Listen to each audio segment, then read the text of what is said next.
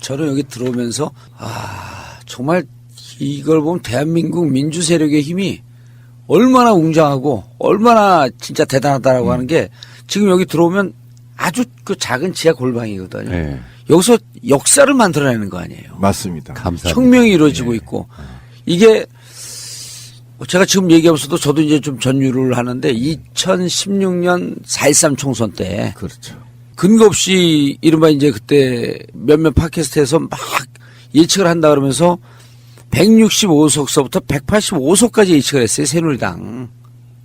근데 이제 우리는 그 윈지 코리아하고 계속 조사하면서 28개 지역을 안심번호로 조사를 했어요. 그렇죠.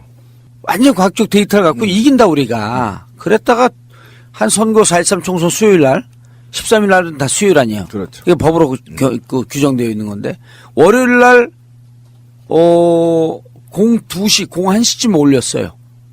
전국구 팟캐스트는. 그리고 우리가 1등 가능성을 조심스럽게 얘기하면서 근데 국민의당 약진. 그게 우리 듣고 있는 지지자들은 국민의당 약진만 꽂힌 거야.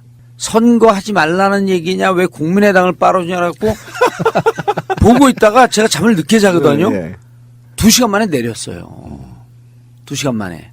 근데 어쨌든 우리 결과대로 딱 나왔는데 그때 많은 보수 언론의 이 그 정치평론가들도 팟캐스트가 종편을 이겼다 이렇게 얘기한 거예요. 그렇죠. 팟캐스트가. 실질적으로 우리가 역사를 끌어낸 거예요. 그렇죠. 종편 이게 그 설치 방송법 통과된 게 2009년일 겁니다. 예. 그 2009년서부터 2012년은 종편에 의해서 정권을 강탈해 간 거고 쟤들이. 우리가 그리고 나서 2012년 깨지고 2016년 총선까지 이 4년 동안 결국 대한민국을 비뚤어져 가고 있는 걸 바로잡은 게 팟캐스트의 힘이에요. 우리 팟캐스트의 조상께서 말씀하고 계십니다. 아니요, 저는 조사는 아니에요. 원래 팟캐스트의 father of 팟캐스트는 김어준 씨예요. 그러니까 팟캐스트 조상 4인방 이렇게. 아이, 그렇게 안 합니다. 우리 딱딱 규정해요. 팟캐스트, the father of 팟캐스트 김어준. 또 mother를 자칭하는 사람이 있어요. 예. The mother of 팟캐스트 정청래. 좀 허접하긴 하지만. 김영민 아니에요? 김영민 주주는 이제 우리가 묻어가는 거고. 그럼 정봉준은 뭐냐? The godfather of 팟캐스트. 근데 어쨌든 네. 저는 이제 우리 봉도사님을 어쨌든 팟캐스트 효시라고 하는데 우리 방송도 사실은 뭐 낙곰수의 영향을 받은 거잖아요. 이름하여 우리가 스스로 얘기하죠. 낙곰수 기재라고 하고 있고. 예, 그래서 이 후배들이 이렇게 많은 영향을 미치고 있는데 이런 데 와보시면 어때요, 소감이? 근데 지금 딱 들어오면서 제가 그래서 그 소감을 얘기하는데, 이거 지금 이 지역을 들어오면서 차가 못 들어올 정도로 이게 과거에 차가 이렇게 많지 않은 세대의, 전원. 그러니까 이게 이제 일종의 난개발로 막 된 거거든요. 터 있는 데마다 막 집을 저는 거야. 거기 골목골목 들어갔고 차도 될 수 없는 데 들어갔고 딱 지하에 들어갔는데 지하 불과 20평도 안 되는 이 골방에서 여기서 이 젊은 청춘을 바치면서 여기서 무엇을 위해서 이 팟캐스트에 여기서 하고 있는가 생각하는 게 순간적으로 주마등처럼 스쳐지면서 가슴 짠하면서 눈물이 왈칵 쏟아지는 거예요. 또 얘기 들으니까 제가 눈물이 확 도네. 그러고 보니 그러네. 난 한 번도 생각을 그렇게 해본 적이 저희 없는데. 예전에는 아니 이제 저는 나름대로 사업 능력도 있고 그래갖고 그렇죠, 예. 일단 부딪히면 일단 손 대면 성공해요. 그리고 우리 벙커만 해도 얼마나 화려합니까? 맞아요. 청담도 항복하는데 사실 우리가 처음 낙곰수 할 때 이런 데서 했거든요. 그렇죠. 이런 데서. 근데 이게 그로부터 7년인데 여전히 여기서 대한민국의 미래를 꿈꾸면서 자신들의 개인의 삶이 아니라 대한민국의 더 찬란한 가치를 위해서 이 골방에서 살고 있는 이 사람들이 정말 대한민국의 진정한 애국자구나. 예. 대한민국 기미 독립운동 100년을 향해서 가는 이 지점에 여기 세 분의 청년이 서 있다.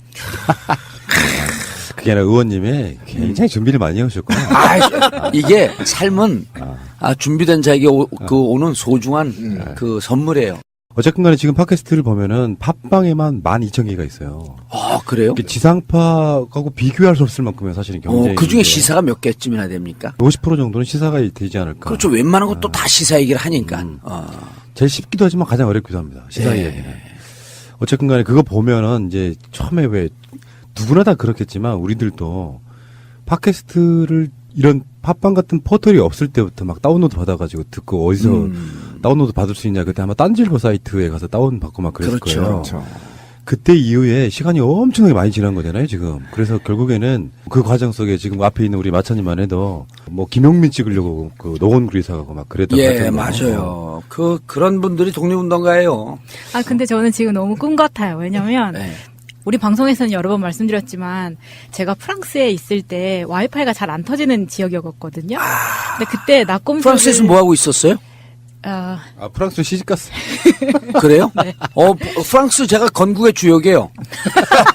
봉주래. 그렇죠. 그래 제 이름 따갖고 인사를 하잖아요. 봉주로. 맞아요. 그래서 제가 그 방송 들으면서 저희 가족들한테 이 사람 이름이 봉주르라고 그런 이야기를 했었던 기억이 나는데, 예. 근데 그땐 그 2016년, 그러니까 2014년? 예. 이때만 해도 프랑스에는 그렇게 와이파이가 막 공용으로 돼 있지 않아서 남의 집 처마 밑에서 와이파이를 다운받아다가 어허. 집에 가서 네. 그 40분씩 다운받았어요, 앉아서. 그러니까 그 집에 이게 가서 독립운동이라니까 듣고. 이런 게. 그때 그렇게 했는데 제가 어느 순간 새날에 들어와서 지금 의원님 앞에 앉아있는 게 너무 꿈 같은 거예요. 인생을 얻어 걸리는 거예요, 그냥. 사람들이 저더러 그래요. 너 왜 서울시장 나가? 인생을 얻어 걸리는 거야. 어쨌든 간에 이런 유쾌함이 전 참 좋고요. 계속 사면 요구했잖아요, 우리 방송에서. 맞아요. 그건 제가 네. 정확하게 알고 있어요. 자, 어쨌든 간에 우리 아까 말한 가드 오브 파더. Godfather. 가드 파더. 영어는 좀 안 되시네. 지금 우리 의원님 앞에서 영어 쓰면 안 돼요. 그렇죠. 영어 선생님이십니다. 사실 전문가시잖아요. 자, 잠시 후에 다시 오겠습니다. 자, 지금부터는 이제 여쭤볼 게, 한 며칠 전에 나간 방송에서 우리가 그런 이야기를 했거든요. 예. 이명박 때문에 감옥 가신 분이에요. 그리고 사실 낙검수도 주도는 김어준이 했지만, 예. 정봉주 의원 감옥 가는 스토리에 들어있는 거잖아요. 근데 그 당사자가 심지어 지금 감옥 문 앞에 와 서 있잖아요. 이분은 또 최근에 사면 복권을 됐고, 심지어 이명박이 정치적으로 컸다는 서울시장 후보에 지금 그런 의미를 전 담고 있을 거라고 보거든요. 그렇죠. 감회가 어떠세요? 그때 사실은 이제 그 많은 분들이 기억하고 있는 게 낙검수도 기억하고 있지만 그 검찰청사 앞에서 그렇죠. 그날 영하 12도인가 그랬어요. 그리고 이제 우리가 드레스 코드는 레드. 아, 맞아. 저 그때 거기 갔어요. 예. 빨간 목도리? 제가 태어나서 처음 갔던 그런 정치적 집회가 거기였어요. 근데 묘한 게 그다음에 자유한국당이 레드를 가잖아요. 예, 그렇죠. 이게 일종의 우리가 예측하진 않지만 세상에 대한 기시감이 있었던 거예요. 근데 그때 갈 때 약 추산이 정확하게 나중에 경찰한테 물어봤더니 자기들이 12,000을 추산을 하더라고. 근데 딱 들어갔더니 부장검사급이 아니고 검사장급이 나와서 그 차 대접을 하는 거예요. 들어갔더니. 그러면서 웃으면서 하는 얘기가 노무현 대통령 때보다도 많이 왔습니다. 근데 같이 갔던 이재하 변호사가 귓속말로 그러는 거예요. 얘들 촉인장했다. 너무 많이 사람들이 오니까. 그러니까 이게 그때는 이미 정봉주가 정봉주 개인이 아니라 하나의 역사적 전투를 상징하는 인물이었었어요. 근데 그때 또 이제 우리 그 보좌관이 워딩을 딱 그 멋지게 만들어준 게, 오늘은 진실이 구속되지만 내일은 거짓이 구속될 맞았어요. 것이다. 맞아요. 아우, 명언을 남기죠. 예. 그런데 감옥을 갔다 와서 이제 봉화일령 갔다 와서 나와서 이제 다시 전국구도 하고 이제 어쨌든 세상에 목소리를 내려고 그러는데 가끔 혼자. 근데 제가 잠을 안 자요. 아주 그냥 악랄하게 잠을 안 잡니다. 새벽 2시, 3시에 혼자 술을 많이 먹고 혼자 가만히 앉아 있을 때 눈물이 피승 도는 거예요. 아, 이게 내가 세상을 잘못 살아왔나? 이명박이 저렇게 승승장구하는 걸 보면서 분명히 내가 보기엔 사기꾼이고 도둑놈이고 대한민국에 있어서는 안 될 인물이고 거기서 국가 지도자까지 했던 인물이기 때문에 이것은 반드시 드러나야 되는데 저렇게 승승장구하는 걸 보면서 하늘은 정의와 불의의 갈림막이 없나 보다.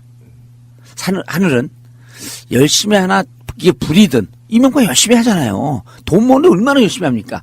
불이든 정이든 자신의 일을 열심히 하는 것만 바라보는 거 아닌가 하면서 그럼 나는 태어나서 학생운동을 하면서 지금까지 살아왔던 이 삶이 잘못 산 거 아닌가라고 하는 자괴감이 돌 때 그때 참 슬펐어요. 눈물이 핑 돌면서 그러나 이 삶을 이렇게 살아온 삶을 저는 사람들이 무슨 그 진보 날라리 어쩌고저쩌고 하고 그래도 20살서부터 단 한 번도 이 대열에서 옆으로 비켜나는 걸 후퇴한 적 없는 정통 운동, 민주화운동권 세력이라고 늘 얘기하고 있고, 다만 조금 더 유연해야 되고 조금 더 대중과 가까이 가기 위해서 재밌게 해야 되고 수단은 무척 가볍고 새털처럼 가볍되 내용은 진중해야 된다. 이러한 주장을 하면서 살았는데, 그럼 저 혼자 있을 땐 무척 무거워지죠. 근데 그럴 때 이게 삶을 잘못 살았지만 그래도 바꿀 수 없는 삶인데, 그럴 때 이제 그 심장이 싹 녹아내리죠. 힘들고 살면서 한 번도 힘들다고 생각한 적은 없는데 대척점에 서 있는 MB가 승승장구하고 있고 나는 역사의 뒤안길로 서서히 잊어져 가고 있을 때 이게 내가 과연 제대로 사는 건가?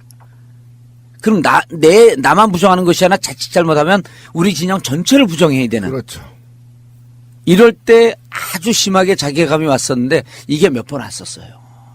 이게 몇 번 오고 동시에 이제 이런 생각이 들었죠. 내가 살아생전에 보통 우리가 이제 75년서부터 79년까지 김기춘이 영화 자백에도 최승호 사장이 만든 자백에도 나오지만 김기춘이 제1교포 간첩단 사건을 조작을 해서 그들을 간첩해서 10년, 20년 썩게 하고 결국 정신병자까지 만든 그 사건이 김기춘이 만든 게 23건입니다. 이게 재심 청구에서 무죄 나온 게 15건, 자백에만 따르면 지금 나머지 건 진행되고 있고, 그분들이 이것을 재심 청구에서 무죄를 받아낼 때까지 얼마 걸리냐면 30년, 35년이 걸립니다. 그러면서 이 BBK도 MB를 역사의 죄인으로 단죄하려면 30년이 걸릴 것이다 이렇게 생각을 했던 거예요. 그래서 제가 그나마 명분으로 삼았던 게 역사의 법정에는 공소시효가 없다. 이 얘기를 또 했죠. 네, 맞아요. 당신이 피해가고, 그래서 MB가 살아생전에 결국 전 처벌받지 않을 줄 알았어요. 그러니까 그런 거 생각하면 그러니까. 슬펐겠네. 너무 슬펐죠. 그 사람이 담죄를 받고 안 받는 게 아니고 결국 자라나는 세대 여기서 이렇게 골방에서 개고생하는 여러분들하고 모든 사람들에게 정의는 이긴다라고 하는 걸 우리 살아생전에 보여줘야 되는 거거든요. 그렇죠. 그것의 BBK는 한 상징이었고, 근데 이게 검증되지 않고 입증되지 않을 것 같다라고 하는 생각에 너무 슬펐죠. 그래서 지난 촛불 때 전 그 추운 겨울, 우리가 가을에서 시작해서 봄에 끝났잖아요. 그렇죠. 가을, 겨울, 봄 3계절을 지났습니다. 이럴 때 저는 미친 사람 같았어요. 제 스스로. 그 추운 겨울이 하나도 춥지 않은 거예요. 한 번도 빠지지 않고, 그때 심지어는 막 TBS 끌고 나가고 생방송을 하고 그랬잖아요. 예, 맞아요. 그게 별거 아닌 것 같지만 여기 계신 분들 처음에 새가 날아든다 이거 할 때 어찌 보면 뭐 1000명, 10,000명 듣는 것부터 시작했거든요. 지금 그게 수십만이 되고 정치 시기에 따라서는 100만, 200만이 넘어가고 이런 거 볼 때 내가 이걸 정말 잘했구나. 이런 생각들이 드는 거 아니에요? 광화문 그 현장에서 촛불을 들고 저는 그때 이 생각을 했어요. 촛불을 들고 이제까지 오만하게 내가 앞에 서서 세상을 끌고 가고 대중을 끌고 간다는 이 오만함을 버리자. 이제 대중의 옆에 서 있든 뒤에 서 있든 그 자랑만 놓치지 않고 있으면 나는 역사는 간다. 그 대중을 보면서 우리 촛불 혁명 시민을 보면서 그냥 집에 가면 이 막 심장이 터지는 것 같은 거예요. 서울 꼬민을 보고 있었던 거 아니에요, 우리가. 그렇죠. 그게 맞습니다. 한복판에 있었고 신비 또 그 몸도 비실비실하고 나보다 한참 아래인데 형처럼 보이잖아요. 그 개고생하면서 사진기 들고 뛰고 다니지.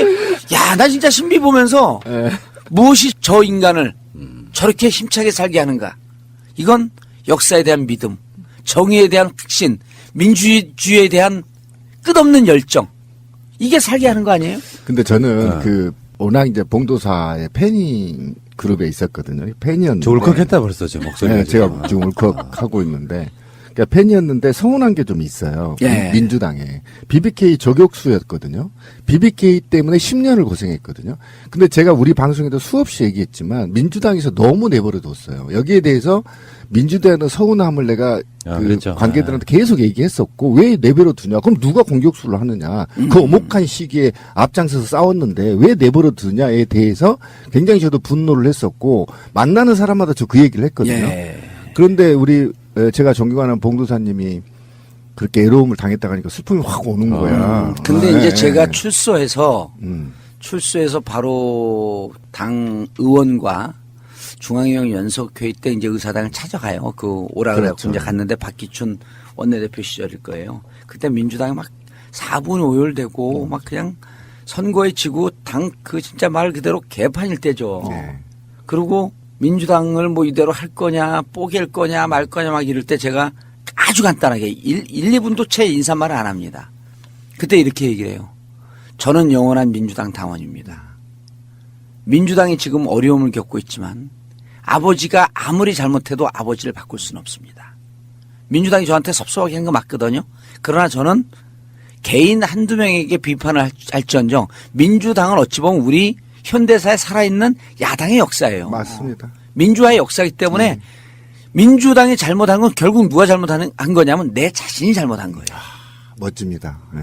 민주당을 비판할 게 없어. 민주당을 비판할 거면 누워서 저 자신을 반성하면 되는 겁니다. 저도 반성하겠습니다. 예, 그래서 민주당을 세우는 많은 분들 또 정의당도 같은 길을 가고 있잖아요. 이렇게 대한민국 민주화 세력은 비록 순간순간에 잘못할 수는 있지만 거대한 역사적 흐름 속에서는 정말 정의롭게 간다. 그 때로 좀 잘못하더라도 그 잘못하는 건 내가 잘못하는 거다 생각하고 그냥 누워서 침 뱉고 마는 거지. 의원님이 예. 지금 너무 업되셔가지고 하나씩 푸세요. 조금만 기다리세요. 예.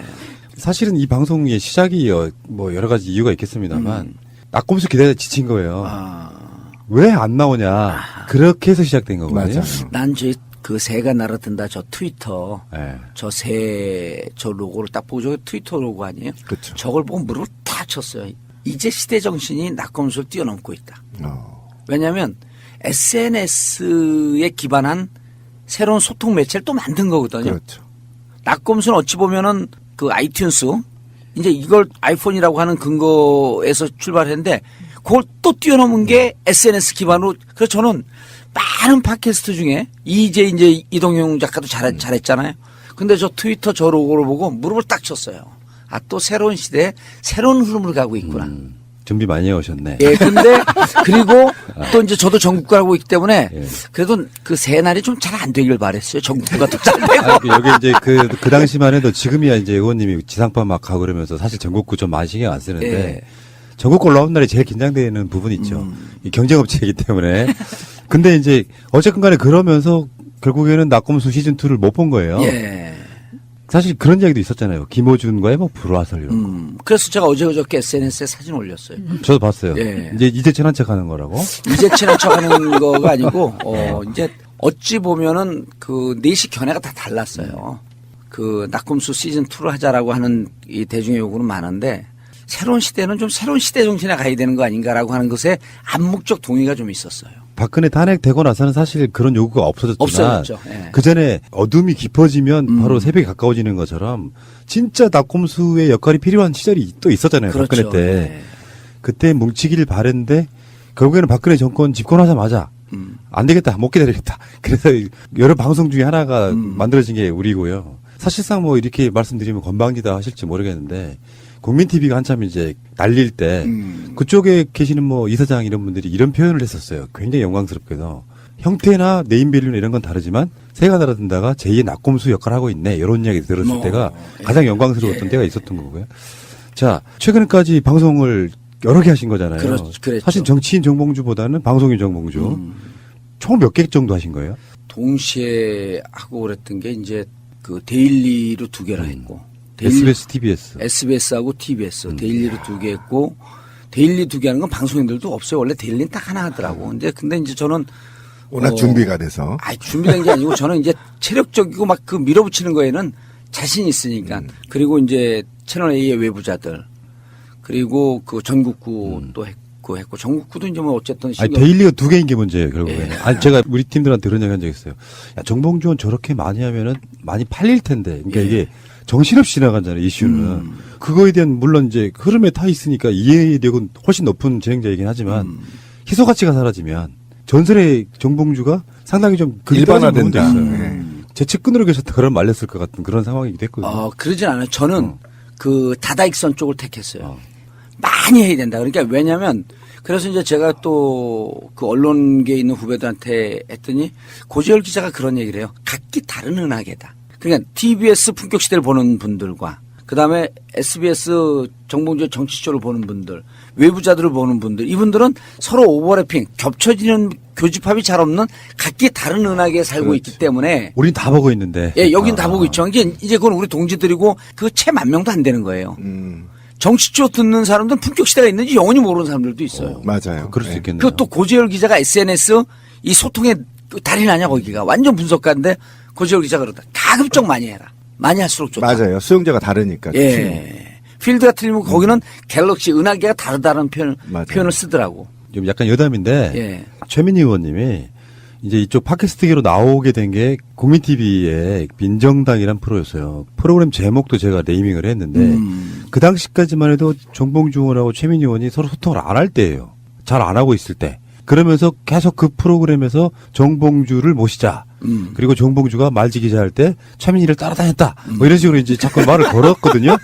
어느 날 보니까 최민희 의원님도 일주일에 한 번씩 이 방송 나오시니까. 예. 근데 정봉주 프로에 나가 있는 거예요. 오.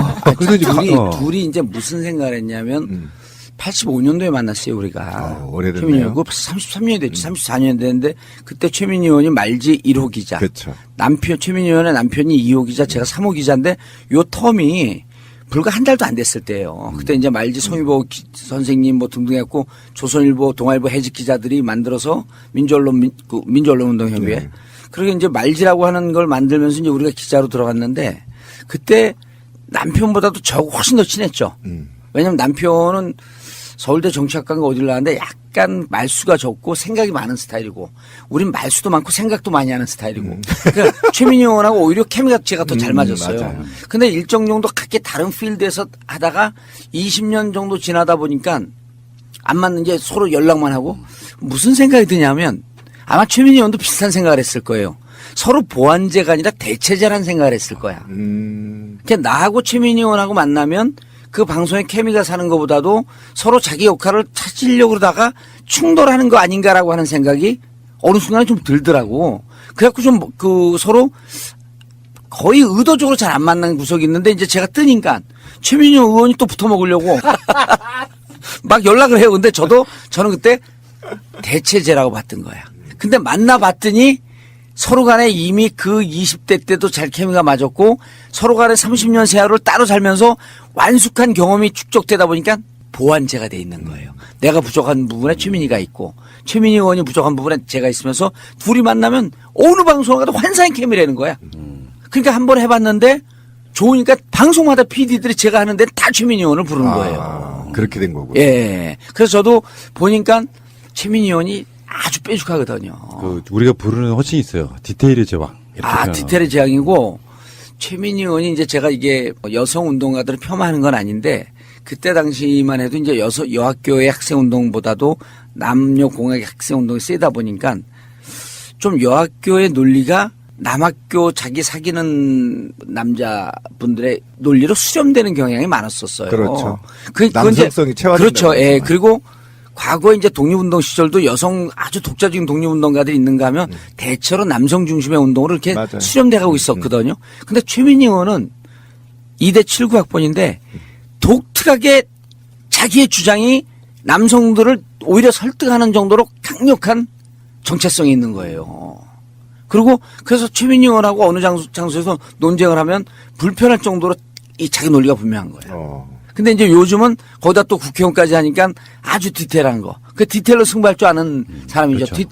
디테일로 승부할 줄 아는 사람은 메인 흐름에도 강해요. 그 무척 탁월한 이론가죠. 그때 당시에도 이론가 했었어요. 정책가고. 근데 한 30년 지나니까 더 나아졌더라고. 그래갖고 이제 저하고는 케미가 좋으니까 계속 같이 프로 했던 거지. 제가 개인적으로는 최민희 의원한테 방송을 같은 사람과 여러 번 나가는 거를 약간 반대했던 측면도 있어요. 개인적으로는 그렇다는 말씀드리고. 근데 말씀 들어보니까 이해가 좀 되고요. 최민희 의원이 젊었을 때 그렇게 예뻤습니까? 예뻤어요. 아, 진짜 예뻤어요. 최민희 의원이 지금도 가만히 보면 약간 이국적이잖아요. 코리안 비주얼은 아니야. 근데 그때도 독특하게 이국적이면서 정말 매력적이었죠. 정봉주 의원이 최민희 의원을 따라다녔다 이런 건 아닌 거예요? 영화 보러 가고 막 그랬을 때. 아니죠. 제가 따로 다녔죠. 오, 따로 다녔는데, 인정하네.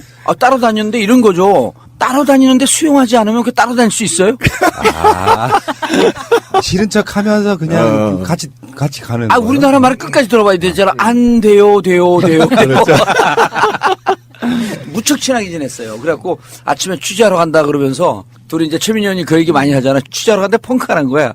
그래서 어디냐고 옛날에 아세아 극장 있어요. 아세아. 옛날에. 이거 듣는 50대 분들은 알 거예요. 그 청계천 4강가 5가에 아세아 극장이라고 있거든. 거기에 뽕 보러 갔어요. 뽕. 다 나온다, 다 나와. 꽁쓰리 정윤이었나요? 네, 맞죠. 그러니까 이게 시간이 흘렀다는 게 국민TV에서 민정당 방송할 때는요. 최민희 의원이 정봉주 의원하고 연락을 안 할 때예요. 안 할 때예요. 맞아요. 안 할 때인데. 오라고 몇 번 그랬는데 네. 제가 전화 안 받았어요. 근데 연락을 막 하고 그러면서 그 민정당에 꼭 정봉주 의원을 모셔야겠다 하면서 그게 흐지부지 된 거예요. 그 프로가 없어지면서. 근데 어느 날 갑자기 보니까 두 사람이 여기저기 방송을 같이 하고 있는 거 보니까. 그렇죠. TBS 같이 했죠. 정치쇼 같이 했죠. 뭐 다 했지 같이. 그러니까 세월이라는 게 흐르면 또 이제 옛날에 만났던 사람들이 다시 만나고. 음. 정봉주 의원과도 저도 개인적으로 밤에 그런 생각 해봤어요. 일반 정치 누구를 서울시장 나간다고 모시는 건 아무것도 아니에요. 사실 알고 보면. 근데 숙명적으로 만나야 되는 사람들이 있어요. 그렇죠. 여기 위에 김용민도 나오고 주진우도 나온 적이 있는데 정봉주 의원이 우리가 지금 5년 재고 있는데 5년을 돌아 이 자리에 앉게 되는 그 사람들 간에 만나야 될 사람 만나는 그런 느낌이 그렇죠. 받는다는 거예요. 그러면서 또 그 사이에 최민희가 있고 막 여러 가지 신비가 있고 막 이렇잖아요. 관계들이랑 그렇더라. 자, 근데 방송인이라는 것은 일종의 진짜 자기 직업일 수도 있고 어쩌면 어떤 거쳐가는 과정일 수도 있는데 예. 최근 몇 년간은 방송인으로서 예.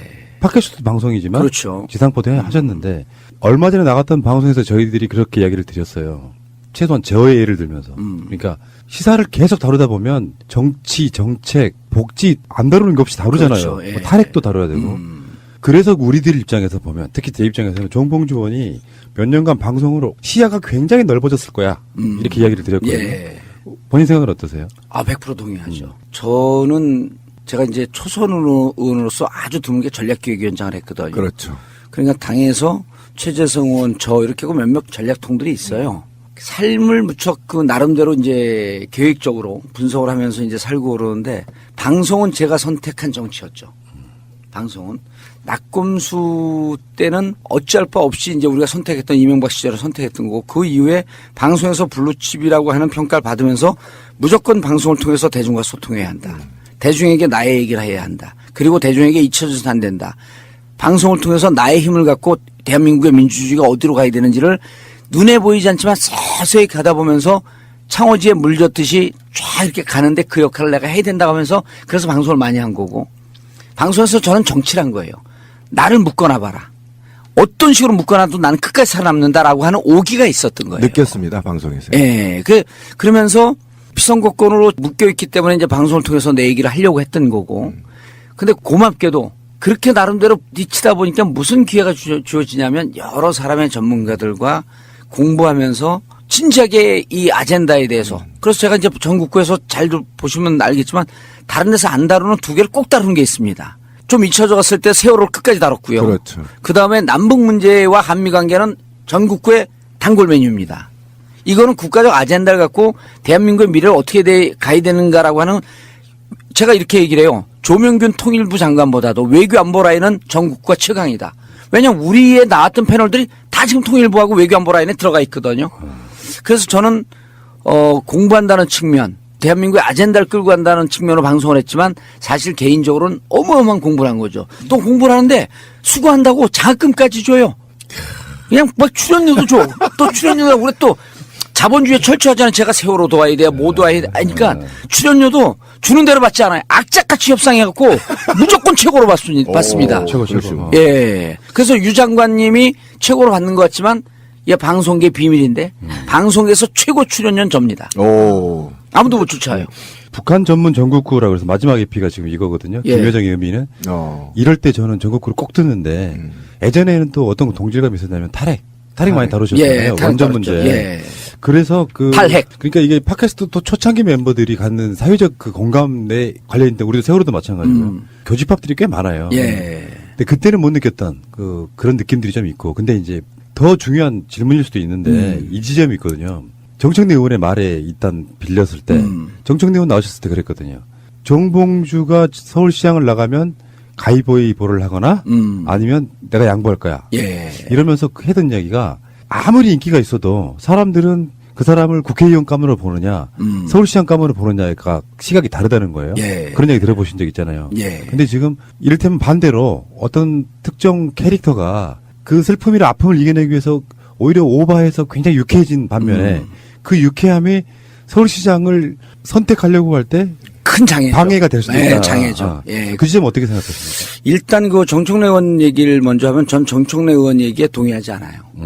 동의하지 않는 게 정청래 의원은 국회의원도 잘했지만 정치행정직, 즉, 그 광역단체장, 서울시장이나 뭐 경기도지사, 인천시장 이런 데 하나도 무척 잘할 뿐입니다.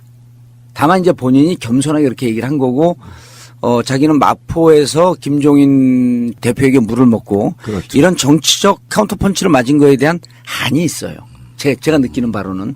그래서 자기는 정치권으로 돌아가서 자기가 이렇게 눌렸던 부분에 대해서 반드시 한번 나 마포의 정청래라고 하는 걸 꼭 한번 선언하고 싶은 그 심정이 있는 것 같아요. 예, 제가 얼굴에 보입니다. 충분히 이해합니다. 오히려 그것 때문에 저한테 서울시장 자리를 양보했을 수도 있어요. 그래서 저는 정청래 의원이 대단히 훌륭하고 그런 점에서 좋은 아우고 고마운 동지라고 이렇게 하고 기꺼이 제가 나간다 그럴 때 두 말 않고 형 해. 나 안 할게. 멋집니다. 예. 그러면서 또 저고 있는 자리에서도 형 나는 정치인이 더 어울려. 그래서 제가 그랬어요. 당신은 뭘 해도 잘한다. 지금도 똑같은 믿음입니다. 뭘 해도 잘하는데 다만 겸손하게 자리를 피해주기 위해서 그런 논리를 만든 것 같아요. 제가 보기에는. 저는 이번에 서울시장 됩니다. 왜 되냐면 지금 아마 이제 여기 분들이 그 SNS에 능하니까 댓글 분석을 하면요. 12월 29일 30날 SBS에서 그 실수로 나간 인터뷰인데 그때 서울시장 얘기 나올 때 그때 댓글을 보면요. 8, 90%가 안 튑니다. 서울시장 얘기 나왔을 때요. 1월 4일 날 제가 JTBC를 나갑니다. 그때 JTBC 뉴스룸 평균 시청률이 6.5 찍다가 8.8 해갖고 2.3이 올라가는 게 기사가 나와요. 정봉주 예고하니까 2.3이 올라갑니다. 8.5면 어마어마합니다. 시청. 8.8이 나왔어요. 그때 예. 7인가 8. 그런데 이제 그때 이제 그 후퇴를 했죠. 왜냐하면 우리 캠프에서 너무 흥분해서 앞으로 나갔다. 그래서 무엇을 하든지 간에 자리에 연연해 하지 않고 당에서 복당을 하고 난 다음 당에서 하라는 대로 하겠습니다. 당과 협의해서 가겠습니다. 근데 제가 이제 새날에서 처음으로 밝히는 건데요. 단독입니다. 저는 서울시장을 9월서부터 준비했어요. 9월서부터 준비했는데 전혀 눈치를 못 챘습니다. 예, 9월서부터 준비했는데 제 이제 기획팀들하고 12월 말이나 1월 말 늦어도 3월 1일까지는 복권이 될 것이다. 절대로 대통령님께 부담 안 주려고 그렇게 얘기하셨잖아요. 예, 로비 안 줬, 예, 예. 로비 안 했습니다. 예, 예. 청와대에 있는 수석들이요. 9명 중에 7, 8명이 다 소통이 되는 분입니다. 심지어 아주 절친 후배도 있지만 그 친구들한테도 얘기를 안 한 했어요. 걸로 지금 알고 얘기를 안 있습니다. 했어요. 예, 예. 왜냐하면 그거 자체가 어찌 보면 특권이고 어찌 보면 반칙이고 그렇죠. 그 반칙과 특권 없는 사이 아닙니까? 그 얘기 안 했는데 시대의 흐름은 거여갈 수 없을 것이다라고 하는 판단한 거죠. 왜냐하면 내년 그러니까 올해 8월 15일까지 가면 선거 이후기 때문에 사면 복권하기가 쉽지 않을 것이다. 민생 복권은 민생 차원에서의 그 사면 특사는 연말이나 3월 1일까지는 해야 된다. 그럼 정치인은 안 한다고 하지만 나는 정치자금법이 아니기 때문에 적어도 몇 명 끼는데 원오브댐으로 들어갈 것이다. 요 예측이 첫 번째 돼 있었고요. 두 번째 안철수에 대해서 저희가 또 이제 분석을 했죠. 국민의당과 바른정당은 반드시 합한다. 근데 막 중간에 깨졌잖아요. 그렇죠. 우당탕 하면서 떨어져 나가고 민평당으로 떨어져 나가는 이 조짐이 보일 때도 그래도 안철수 대표에게는 외통수다. 무조건 합당한다. 그 다음에 합당한 다음에 민주당은 보이지 않는다. 보수의 적자로서 자리매김할 수 있는 기회를 이번 6.13 총선에서 잡으려 할 것이다. 지선. 6.13 지방선거에서 그거는 뭐냐면 서울시장을 되려고 하는 게 아니고 서울시장 나와서 자유한국당에 있는 후보를 이기는 것이 목표고 이렇게 놓은 자락 아래서 자유한국당하고 선거연대를 하든 합당을 하든 이걸 갖고 2022년까지 갈 거다. 보수의 단일 적자다. 대선까지 갈 거다. 대선까지 갈 거다. 이걸 노릴 것이다. 그래서 6.13 때 무조건 안철수는 합당과 출마다. 출마다. 이걸 9월, 10월에 이걸 결론 딱 내고 그때부터 준비를 한 거예요. 그 지금 맞아가네요. 뭐 참고로 말씀드리자면 저도 참고하거나 듣는 팟캐스트가 있잖아요. 그 중에 가장 추론에 있어서의 개연성이 가장 높은 치밀한 사람이 정봉주 의원이죠. 맞아요. 동의합니다. 그게 결과가 틀렸을지라도 결과를 만들어내는 과정이 가장 합리적인 그러니까 정치를 해본 사람만이 갖는 특성이 분명히 있거든요. 그래서 아까 물어보려다가 말았는데 저희 일반 우리 팬들은 정봉주와 김어준은 지적 한계가 없다 이렇게 느끼거든요. 한계 많죠. 그런데 그 예. 안 보이는 데서 공부 많이 하나요? 나 그거 꼭 물어보고 싶었어. 이제 아니 이렇게 다양한 분야에 굉장히 예. 깊은 조예가 있거든요. 저는 이제 김어준 씨 같은 경우는 원래 머리가 좋고 머리가 좋아요. 그리고 네. 아주 탁월한 통찰력이 있고 저는 그렇게 머리가 좋은 편은 아니고 저는 이제 늘 주장하는 게 지금도 공부를 무지하게 합니다. 그래서 저는 늘 공부 총량제를 주장해요. 중학교 고등학교 때 공부를 안 했어. 제가 그때도 운동권이었어요. 그때 무술. 그리고 뭐 축구도 했다가 궁우도 했다가 복싱도 했다. 그러니까 중학교 1학년까지는 공부를 잘했었는데 국영수만 손에서 안 놓고 한 5년 동안에 거의 공부를 안 합니다. 고등학교 5년 동안은. 그러니까 그때 했던 공부를 많은 분들은 일생에 할 공부를 그때 다 하거든요. 그렇죠. 저는 그때 공부를 하나도 안 하니까 공부 총량제 걸렸어.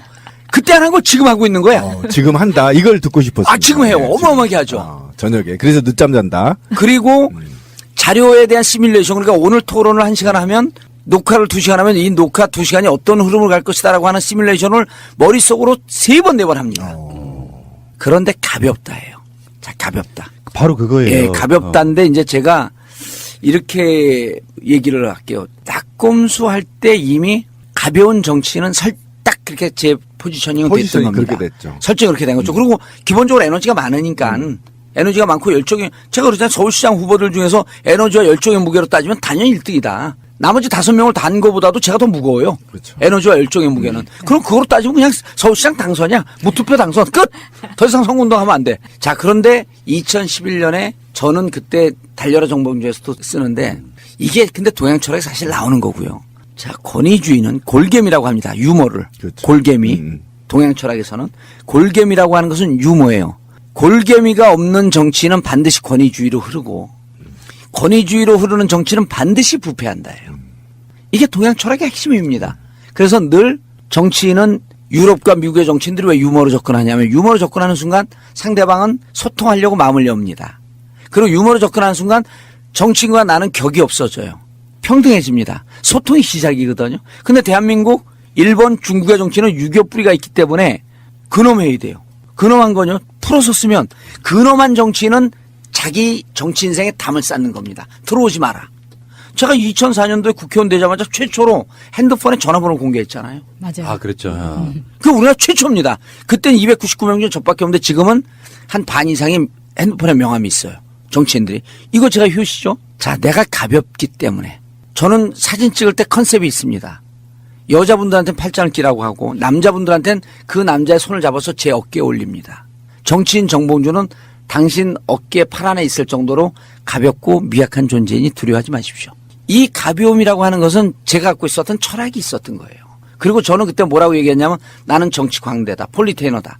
여러분들이 정치에 관심을 가질 수 있다면 새털같이 가볍게 한없이 가볍게 더 가볍게 접근하지만 그 안에 고민과 그 안에 세상을 바라보는 눈은 너무나 크고 너무나 진중하다. 이 내 본질까지도 가벼워지진 않는다.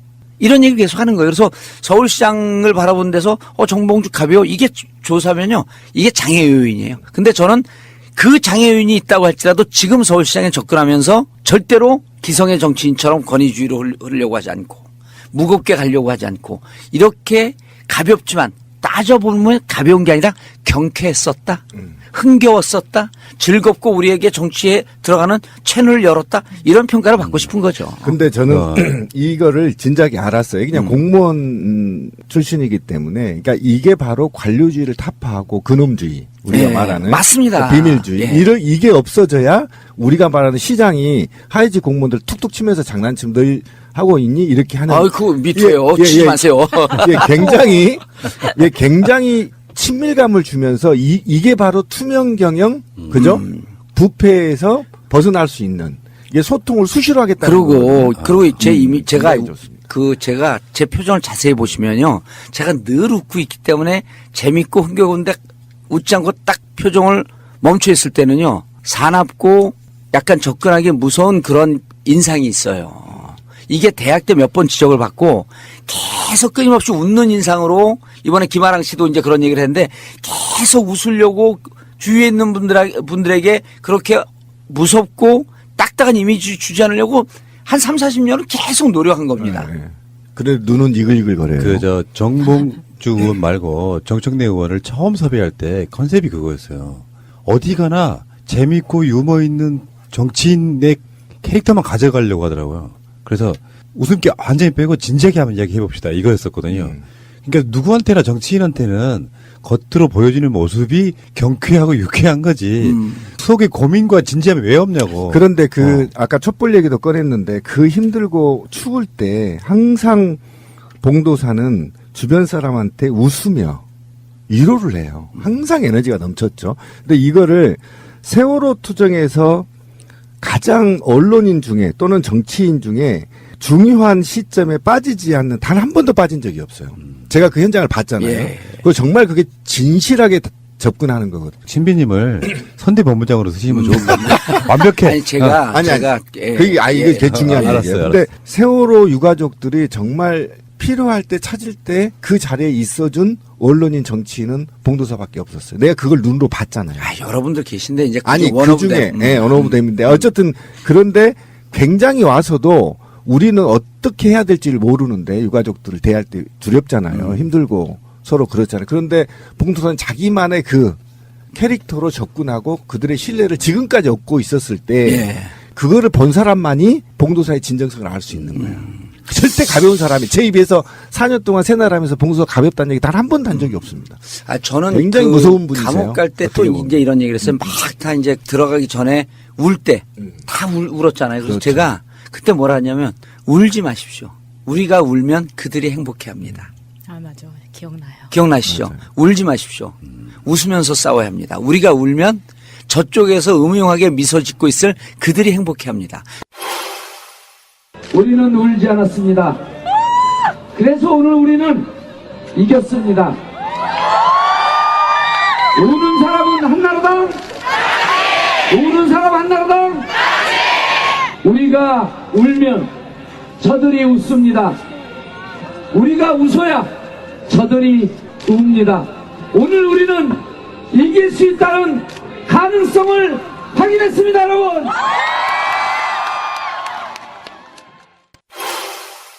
세월호 엄마들한테 뭐라 하냐면요.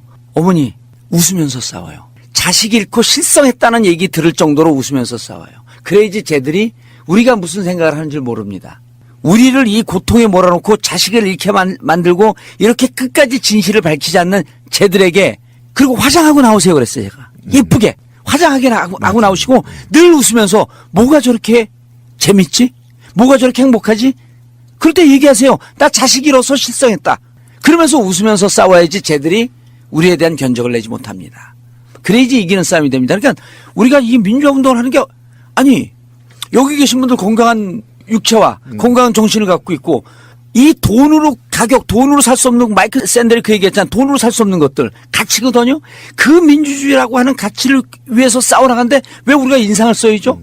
왜 진지해야죠? 얼마나 행복해요. 오늘 하루도 스케이트를 신고 운동을 할 수 있는 기회를 준 이 세상에 감사한다. 김아랑 그 20대 초반의 여성이 얘기를 하잖아요. 민주주의라고 하는 소중한 가치를 위해서 싸워나가면서 가는데 얼마나 행복해요. 그럼 웃으면서 미친놈처럼 웃으면서 싸워야지.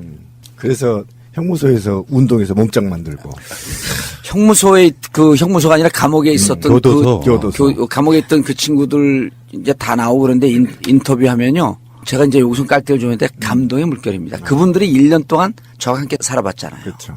그러면서 저게 아마 그분들 이렇게 모자이크해서 인터뷰한 게 이제 영상이 곧 돌 건데 저는 교도소 교도관들 한 200명 중에 막상 들어보니까 충남이니까 한 130, 40명은 자유한국당, 60, 70명 정도가 이제 민주당이나 정의당. 그래갖고 37 정도 했었어요. 1년 동안 제가 조사를 안 해봤지만 느낌이 오거든요. 140대 60으로 역전을 시킨 것 같아. 1년 동안 액션으로 보여준 거거든요. 당신들이 빨갱이와 가깝다라고 하는 국회의원, 종북이라고 생각했던 그 전직 국회의원이 어떻게 사는지 한번 봐라. 어떤 가치를 갖고 사는지 봐라. 그래서 저는 MB한테 박근혜 MB한테 고마운 게 사면 안 했잖아요. 가석방 안 시켰잖아요. 그렇죠. 만기 딱 채웠잖아요. 그걸 보고 교도관들이 실제로 30, 40명이 돌아섰어요. 해도 너무한다. 돈 먹고 들어온 것도 아닌데. 그래서 저는 땡큐 MB. 근데 국민들도 엄청 분노했습니다. 땡큐 MB. 저를 만기를 채워준 건 너무 감사해요. 그리고 자기한테 이 기시감이 있어요. MB가 자기 감옥 갈 테니 만기를 꼭 채워줘라. 빙고. 야, 그런데 그 지난 얘기인데 예. 그때 BBK 저격수 이 많은 사실들이 다 주장됐던 게 이제 현실로 밝혀지잖아요. 그대로 나오잖아요. 그대로. 기분이 어때요? 아, 이게 진짜 아직도 아까도 못한 얘기가 많을 텐데. 아, 그렇잖아요. 네. 이제는 그 국민들이 대신해주고 있고, 그렇죠. 그 고맙게도 검찰도 해주고 있고 그런데 아까 그랬잖아요. 이 30년 내 살아생전에 입증되지 않을 것이다. 라고 하는 게 지금 MB 그만두고 그 불과 제가 주장한 거로부터 10년, MB 그만두고 난 5년 이때 되는 걸 보고 야, 2016년, 2017년의 촛불혁명 이렇게 대단한 거구나. 그 촛불혁명이 없으면 이게 안 드러나는 거거든요. 아니, 저는 그 촛불혁명도 중요하지만 낙검수 4인방이 예. 그동안에 쉬지 않고 계속 나팔을 불었고 거기에 대해서 사실은 그 기간이 짧아졌다고 생각하거든요. 무척 짧아졌어요. 예, 짧아졌습니다. 그리고 이런 것도 있죠. 만약에 반대로 그 사이에도 정봉주 의원을 사면할 수 있는 기회가 있었잖아요. 있었죠. 근데 그때마다 정봉주를 안 넣어. 그러면 이 역사의 반전은 그런 거더라고요. 이쪽에 계속 빚이 쌓이는 거예요. 아, 그때 했으면 저 쪼다될 뻔했어요. 그러니까. 아, 그러네요. 예. 그러니까 그 시간을 버티니까 오히려 반전의 효과가 생기는 거거든요. 야, 그러니까 이게 이거 보면 이 신의 기획품이에요. 참. 지금까지 오는 상황이 그때 만약 사면복권했으면 그냥 흐지부지 됐어요. 네.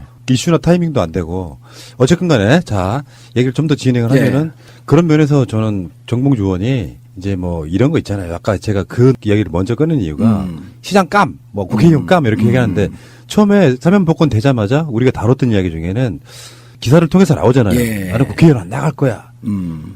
아 그러면 이 양반은 정치를 아예 안 할 모양이구나. 음. 근데 나중에 들려오는 이야기는 서울시장 나간다.